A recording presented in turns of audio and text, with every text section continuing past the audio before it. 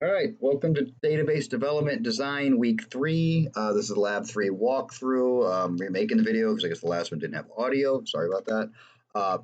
So I know we had a snow day today, and Citrix is acting up. So I'm going to do a walkthrough with the Lab 3 for you. You do not have to use SQL Server. You can just kind of follow along and mark up your paper and send that in as your lab. And this will be due before the start of next week, if not be tonight. So let's go ahead, hop over to my SQL Server and take a look what we got here.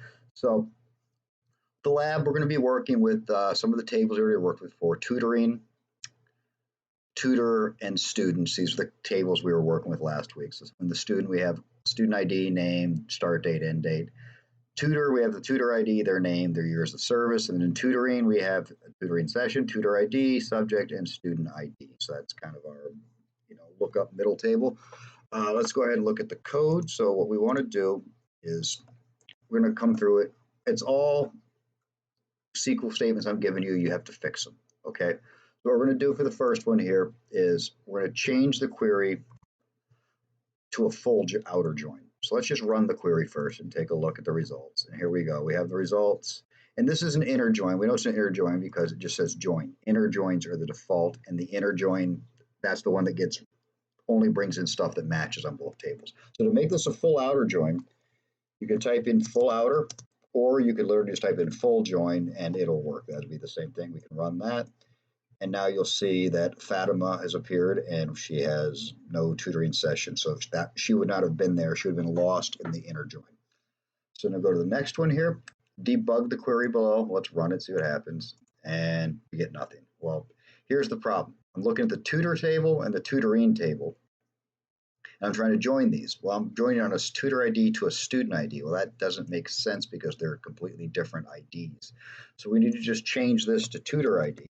So now the tables are properly joined on their join, and there we go. All right, go to the next one here. Let me just fix the query below so it only returns the following fields: student name, tutor ID, and subject. So right now what we've got is everything because I'm using the asterisk, which is our wildcard. So I'm going to change this now. So we'll get rid of the asterisk and we're going to go student name, comma, tutor ID,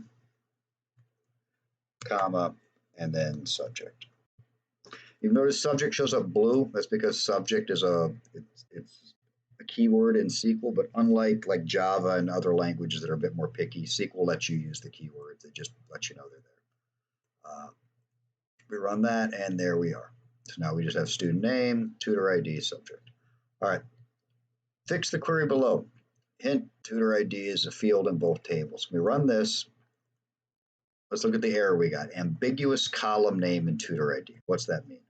So if I go to tutor and tutoring are my two tables, and I have a tutor ID in both tables. It has no idea which one I want to pull. I mean, luckily, it doesn't matter which one we pull from. You just have to tell it one or the other. Otherwise, it just gets confused and refuses to work. So we do that by taking the name of one of the tables. I'll do tutor, and you could either do tutor dot tutor ID, and that would work, or you could just do the T, which we've aliased it at. We aliased it as T. That saves you from all the typing. So there you go. Now, if we run this, there you go. It works. Okay. Number 5, alias the field names below so they display tutor name, years of service, and subject taught. All right. So hint, remember to use the square brackets and a field name has a space in it. So let's go ahead just for purely ease of looking space here, we'll bring that up, and we're going to change this to the first one, name, will now be as tutor name. Years of service will be as years of service, and subject will be as subject taught. If I could spell correctly, that would be awesome. Now watch what happens I'll show you what happens if I don't put the square brackets in. So if I try running this now, it errors out, incorrect syntax near taught. It has no idea what's going on because it sees that space and it's like it's not supposed to be a space there. So if you put the brackets around it and we run it, there you go. All right, fixed query below, so no nulls show. Let's run this. Let's look at the query first. Got a couple nulls here. So there's a couple ways you can do this. One way would be simply to change this to an inner join. Okay. The other way to keep the left join going would be to say where, and if you remember, we go back to our left join. It was the subject where we had the nulls. So we'd say where subject is not null. Remember, null is a very unique thing. It's not zero. It's not an empty. It's not a blank space. It means there's nothing there. So we can't use equals or like. We have to use is for null. Run that, and there you go. Okay.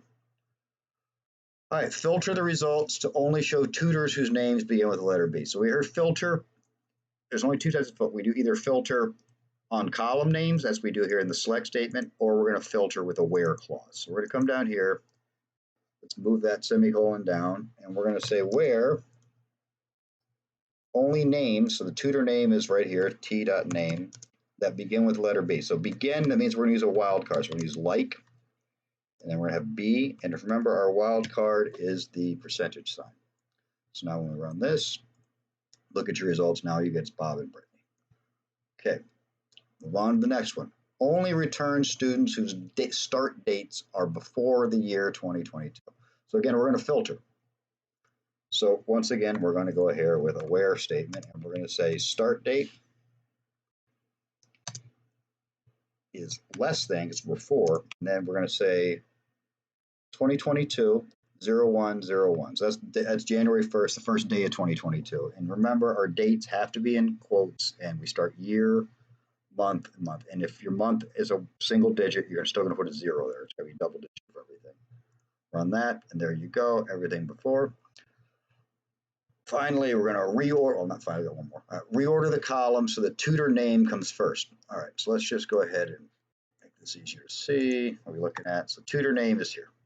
So what you can do is just very simply copy up here, paste it, drop your comma there, and then we're just going to get rid of it here and get rid of the last comma so that we're good. And then drop in our semicolon and run this. There you go. Okay. And then finally, only return records where tutor name is Carol. What we're doing here is we're joining three tables again, student, tutor, and tutoring. Let's just take a look at what this looks like when we run it. Okay, so all we want is tutors named Carol, so these two right here. So because we know the name Carol, we're not going to use a wildcard, we're going to use a full name. So we're going to say where